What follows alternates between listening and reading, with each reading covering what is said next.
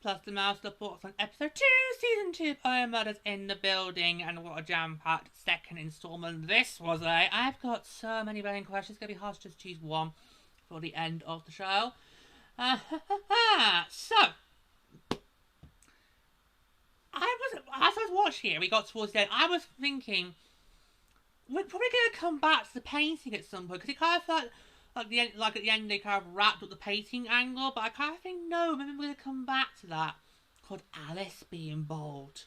Mabel's now bit on the side for this season. I don't want to make out Mabel being a crusty whore. I mean, because given how she had Oscar the last one, now it's Alice this one.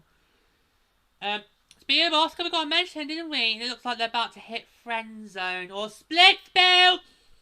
Either way, shame. I thought they were a lovely pair. And they've got so much history together. Anyway, never mind. Yeah. So, a lot of backstory in this episode. Both Bunny's and Charles. Because one of the many things that I did not want it to be Bunny the focus of the diseases. Because we're going to have a backstory. We're going to try and make her seem like she's likeable. When clearly, there is not a single good bone in that bitch's body. I mean, I know you should not be speaking of the dead, but I'm sorry. Yeah. Because it had an interesting, how we learned that how Bunny basically been in the Arconia her whole life, so it kind of made sense that obviously she was the president of the board and everything. And then it's kind of intertwined to Charles's history, we know about his father, trying to be an actor. Who else thought it was Charles to begin with? We've got that flashback. Who else thought it was Charles?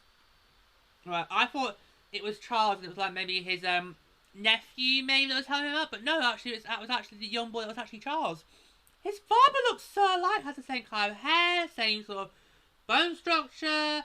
It's like, yeah, so I was completely bamboozled. I generally thought that was Charles, but no, that was his father. Which has kind of been sort of the funny coincidence, isn't it? Because people think it's Charles in the painting, but actually no, it's his father's in the painting. Anyway, yeah. So let's get to the painting. So, we still don't know how that painting ended up in Charles's apartment. And we probably won't know until maybe towards the end of the season. Because clearly those three are being framed. It's clearly obvious. I still can't work out who would want to frame our trio, but I think that's a bit later on down the line.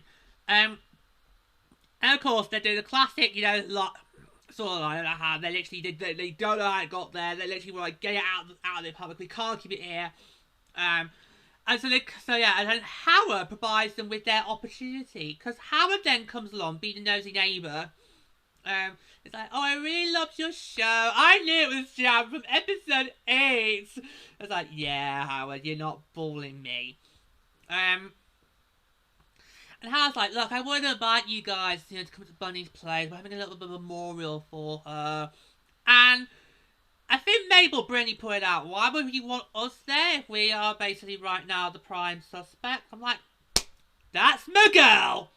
That is my girl. Because I'd be thinking the exact same thing, If I'm person of interest, the last thing I'd want to do is go and be at the memorial for the person that I'm accused of bunking off. So, but Howard really counters that with it's the best reason for you to find out who did it. So I'm like, has Howard all of a sudden become a smart cookie? Is Howard not as dumb as we think he is? But I'll tell you one thing. I think Howard's is a cat fiddler.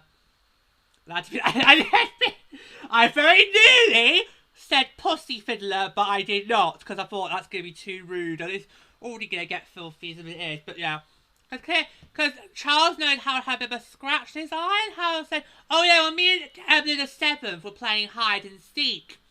I'm like, oh yeah, that's the feature as well for. I bet Howard's probably going to one day end up saying that me and Evelyn, whatever number I've got now, just did it in the bedroom. You can see that now. It would not surprise me if maybe in season 3 or season 4, Howard come on and said, well, I actually did have sex with my pussy. You can see that now. Yeah, but Howard's proven to be quite a smart cookie there. And he seems to be quite the more emotional wreck. So, last time I said that maybe Uma and Howard could be prime suspects. Well, I'm taking Howard off my radar. Because he was really emotional, really sort of choked up. So I'm like, he wouldn't behave like that if he actually did do the crime. So I'm taking Howard off my suspect board. Howard does a brilliant job at getting people to take him off their suspect board. We had it in last season, we had it in this season. Brilliant. So all eyes are on Uma. No, I'm not going to do the song. Yeah. And we now have a new president of the board called Nina. So bang goes the power struggle. Which we didn't really get an opportunity to explore, did we? I would have loved if we could have explored the power struggle, the power vacuum that Bunny's death creates. But no, we've got a new president of the board. And I thought, she looks very, very young. I'm like, we've gone from Bunny to this young bit of fluff. It's like, no, it's like, she seems far too young. And apparently, Howard seems to think that if we thought Bunny was a bitch, this chick is worse. Okay, well, I believe that when I see it, Howard. Okay, I'll say that in the memory banks. Okay, and when we later come back to her, then you can be proven or not. But yeah, so Howard seems to think she's not really as sort of, lovey-dovey, let's all be friends, come by our, as she was appearing to be. But then again, wouldn't you want to put that angle if you're at somebody's wake? Even if you are a cold-hearted bitch. Anyway. Then we get the big shock. And that is Bunny's mother comes in. And I was like, because I'm sorry, and I know this sounds rude, but I said it while I was watching the episode. I thought Bunny was at an age where her mother would have passed away. Now, I know that sounds really rude, but I just thought that. But yeah. But actually, so Bunny's mother, she comes in and actually steals the show. She actually steals the episode. And, she's straight away able to tell that our trio did not do it, but they clearly know things. Yeah, and she actually really does play a key role in the episode. And it turns out that she is the owner of the painting, so the painting in question. So that's a new interesting fact. But yeah, so I actually would love to see more of Bunny's mother. I thought she had a great episode here. And I think she knows more about this than she seemed to have let on. Particularly in the end when she tried to get into a taxi. But yeah. So I thought she was really great. So I do apologise. I think he should have been dead. No? Okay, carry on. Because Bunny kind of looked like she was in maybe a 60s, close to 70s. So at that point, you expect your parents to maybe pass on. No, I'm not making myself do any papers here, no. But hey, I quite like Bunny's episode, and if she wants to come up again, I'll be happy to see you again for each episode. Yeah, so the painting. So the plan was they're going to use Bunny's wake as a way to get the painting back into the apartment. No, good plan. However, there were some holes. The first hole was making Oliver and Mabel be the ones to go and get the painting and leave Charles at the wake. Because we know for the last season, when they were ruling out Howard, Charles has got anxiety. Now, he would not be the person you want leaving the room if he's got anxiety. He has to then try and start up conversations as a distraction. That was the first hole. The second hole was banking on the party going on all night for them to be able to meet up with Charles and then get the painting back up the secret air base. Because by the time Mabel and Oliver reach the air base, Charles is there, and he's like, everyone's all gone home! You gotta admit, these are elderlies. They're not gonna be out till 2 a.m. being all cocktails and bazookas, be like, They're not gonna be back in time for news at 10 with Mary Nightingale. Alright, so there's a bit of ageism going on there about Right, so that fails. So they do the next best thing. Fight over should we keep it, should we not, and then leave it in the dumpster. And I just wonder, okay, is that it? The paint's gonna get taken away to the to a landfill. But no! Here comes the next curveball. Amy Schumer finds it, hangs it on her wall, and it gets a bit creepy. So yeah, so she in the last episode was introduced as this season's celebrity flatmate. Okay? Instant Hartman. She pitched turning the podcast into a series to Oliver. He comes in, she gives him the treatment. Now, she doesn't want to do about the trio. She wants to do about Jan. And kind of wants to explore Jan and turn her into the anti-hero. Whereas I'm just thinking, no, Jan was a complete full-blown wacko who should be put on the sex offenders register. My mind still hasn't taken the fact that she and Tim Kono did the dirty, fucked sex, what you will call it! I still can't get my head around that. But, in this country, that girl on the register, and not a good one. But I'm like, no, Amy, there's no good angle about that. And she's actually been really thinking this through. She's even got a bassoon. And I'm like, oh no, not another one. So she's really thought this through. Then again, as actors, we do take our training and our methods and our preparation very, very seriously. So I'm not surprised Amy Schumer got a bassoon in. Alright, but she's serious. And behind her, as she's doing this, behind her, what is that over there? Oh! It's the painting! It's the painting. Oh, but straight away clocks it. So, but yeah, even try to skate out of the baby, so none of it. But yeah. So Amy Schumer found the painting and just hung on a wall.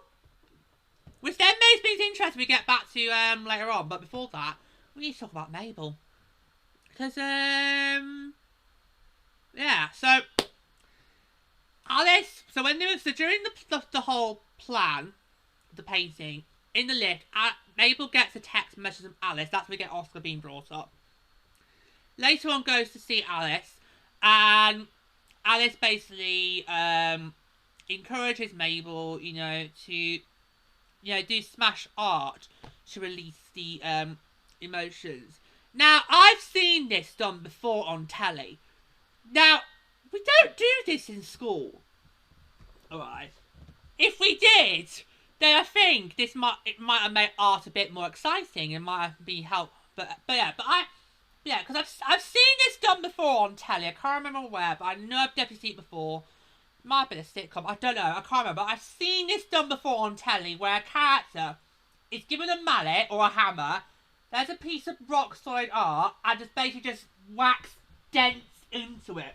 It's supposed to be a way of doing artistic expression, and it's supposed to maybe create a piece of art out of it. To me, I just see it as basically, as like a pun, as a part of anger mash, but just and you're picturing somebody's head that you are smashing. Alright? That's not really ideal for someone who's a person of interest around to give them a hammer and think of somebody they really, really, really hate. Yeah. So I have seen this done before, and I remember that thinking, we don't do this in school. Well, obviously, because obviously you're not supposed to have mallets and hammers in school unless they're the ones from Duplo. Because you get away with them because you won't draw blood out of them. Actually, having said that, I did once get hit in the head with a pencil, and that drawn blood out of my head. That was in primary school. It was an accidental projectile. Yep. Probably tells you I've not got a very thick skull. So somebody came. So somebody then tried to come in with a hole puncher. I would be dead first time. Poor Teddy, Goss read his soul. Poor thing. Yeah, so I do remember something this on the telephone, and I thought, And I loved the music that was going on in the background. I wasn't really familiar with the track, so I'm not sure if I can really tell you what it was. I'd love to go and find that. I kind of loved the music in the background. It was kind of brilliant. And then in the end, so after Mabel's finished, smashing, she does a bit of bashing with Alice. I'm like, whoa, hang on a minute, wait a second. Because I was actually, the last episode was picking up kind of lesbian vibes from Alice. My Bible was in full swing. I kind of had a feeling that Alice was maybe a bit of a lesbian, maybe trying to come on to Mabel. But I thought, no, that's not going to work, because Mabel does guys. Because obviously her Oscar did do a bit of tongue-hocking in the last season. Well, ding dong, Mabel clearly likes a bit more. So, yeah. So, what label is Mabel then? Is she gay? Is she straight? Is she bi? I got no clue now. Oh, for God's sake. Yeah, so, oh, where's that gonna go, eh? But yeah, I was not expecting that! Yes, a bit lesbian song between Mabel and Alice. Right, let's get back to on script. So yeah, so then we have Charles is in his part with Bunny's mother.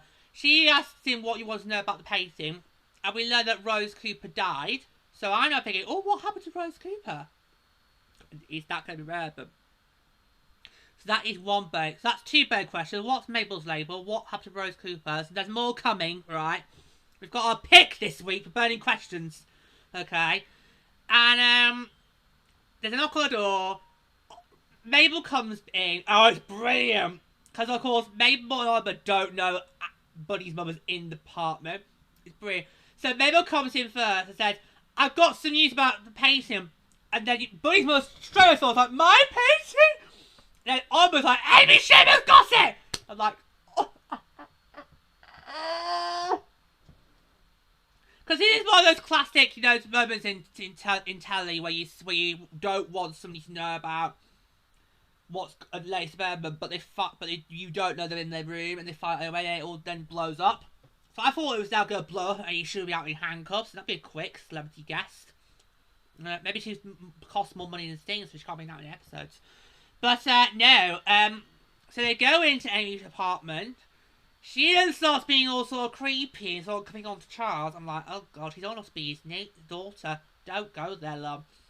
But thankfully, we clear it up and actually was just getting into character, trying to be Jan. I'm like, girl, that's too far. That is too far.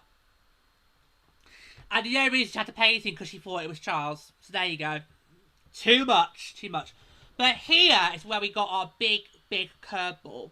And that the painting is a fake. Wow. Get Bunny's mother on Antiques Roadshow. Because she will be able to tell Forge Witnesses one. Get her on Antiques Roadshow. Yeah, so she talks about how, it's not this painting. It's not real. It's not the genuine article. The frames are on. There should be those tears, and they have to stitch them everything. So it's like, wow, she must pick all that from one look at it. And and we're sure she's in her old age. Wow.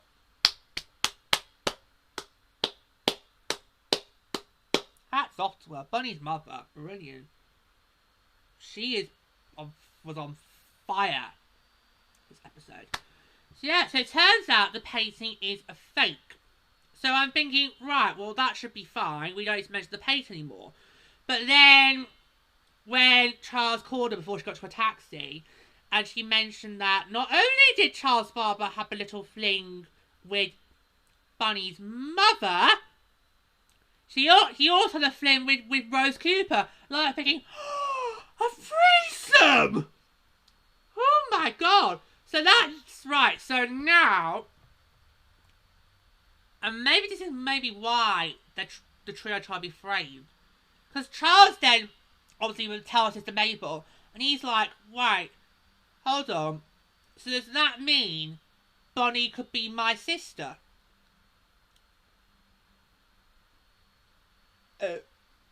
What was that?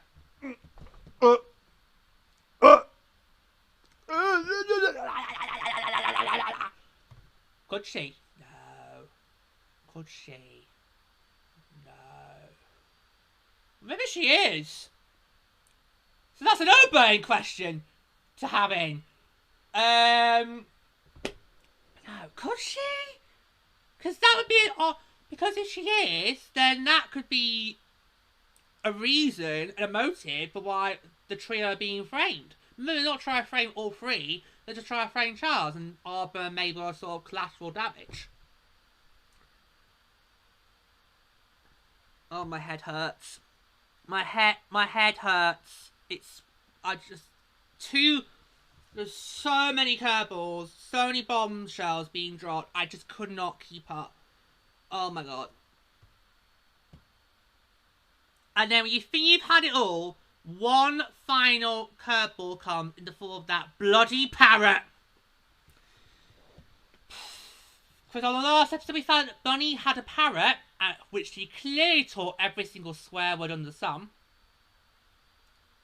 And I probably do mean every single swear word, so C word as well.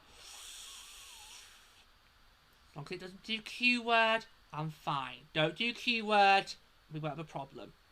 I mean, I'm not like about there's going to be a parrot in this show anyway, but don't do Q word, and we won't have a problem. But yeah, so unfortunately, the parrot is going to be in bold because guess who Bunny left the parrot to in her will? Oliver.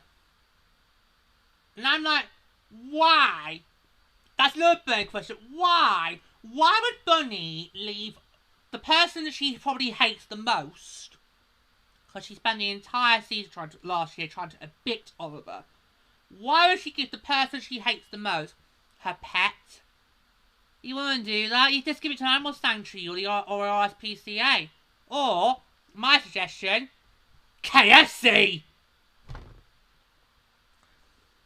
Because Oliver's like, really? Do I have to keep it? And Uma does the classic, you know, you wouldn't want to disrespect their last warm wishes. If that was me, I'd be like, oh, I think I very well would. I think I very well would. If that was me, I'd be like, I don't care if it's in their last will and testament. That bird is going to Kentucky Fried Chicken. And see how much piece of a meal she can make out of that.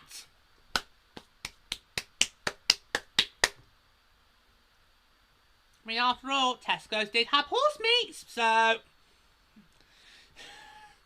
who knows? KFC maybe could maybe use as a parrot. You never know. Think about that next time you're into your 12-piece bucket meals. Oh god. So even I was not happy about the parrot being now going, oh, I was like, no, we're going to see more of the flaming parrot. And the episode ends with the parrot saying, I know who did it, I know who did it. And I'm like, no. No. No, you cannot expect me to believe the bird know who did it. You cannot. You cannot expect me to believe the word of a bird. Just there. No. No. I'm sorry. No. No. No. That bird does not know who did it, but given how a veteran I am in film and telly watching, I think I've got a very nasty feeling I know what episode 3 is going to be on, isn't it? That sodding bird. The fucking bird. We're going to follow the fucking bird's lead. Can pitch that now, so we may as well just skip next one. We'll just go on to episode 4. I'm sorry, I do not believe for 1 second that bird knows who did it. No. No.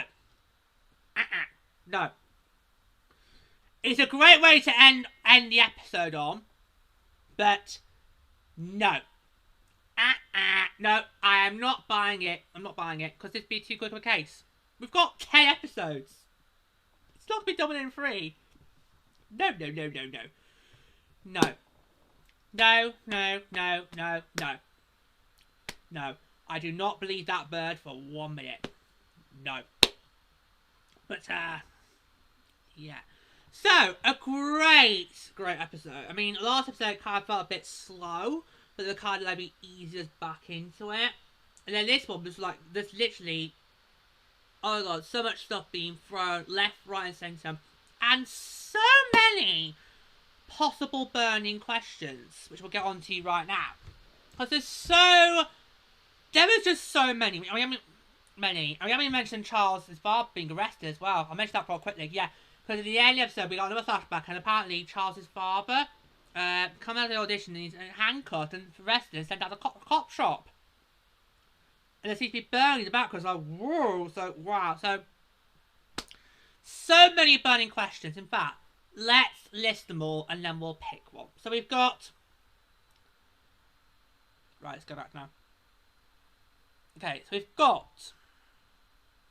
What is Mabel's label? We've got...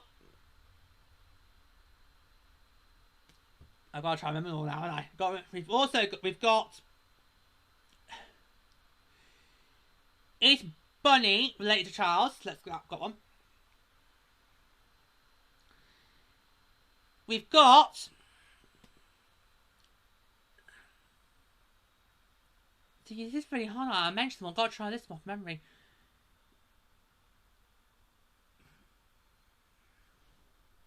No. Oh, we've got... Who took the real painting? There's that. We've also got who the bird knew. Did the bird knew who did it? For me, I think the burning question to leave on with this episode has got to be... It's tricky because I make a case for any of those burning questions we've mentioned on the show today.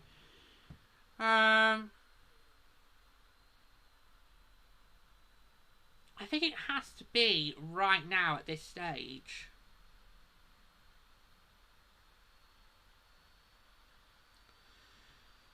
I think it's got to do with Bunny and Charles' relation, because that was a shock at the end when Bunny's mother said, "Oh yeah, your daddy, he did it with this lady." Oh no! Who murdered Rose Cooper? Oh, right, scratch that. Sorry, no, I think who murdered Rose Cooper should be a good one. Because I don't know if we're going to come back to that or not. The situation with Bunny and Charles, we'll get to that. I mean, it was a bit of a curveball how when Bunny's brother said that she did it with Charles' barber as well as Rose Cooper. So, could Bunny and Charles do it? I don't know. But I think for me, actually, I'm going to do a 160, I'm going to do a 360, I'm going to do a 180. So I remembered one. I remember the question a while ago. So I mean, I think for me, right now is, what happened to Rose Cooper? Because I seem to know who Rose Cooper is. Everybody else needs to know who... Buddy's mother knew who Rose Cooper was. So, Rose Cooper clearly is going to be a big key in this mystery. So I think for me, at this stage, when we're still fresh in the whole case, I think for me, the question of what happened to Rose Cooper is what I think is lingering the most after the episode. So that, I think, for me, is going to be the burning question I'm going to take to end this episode. What happened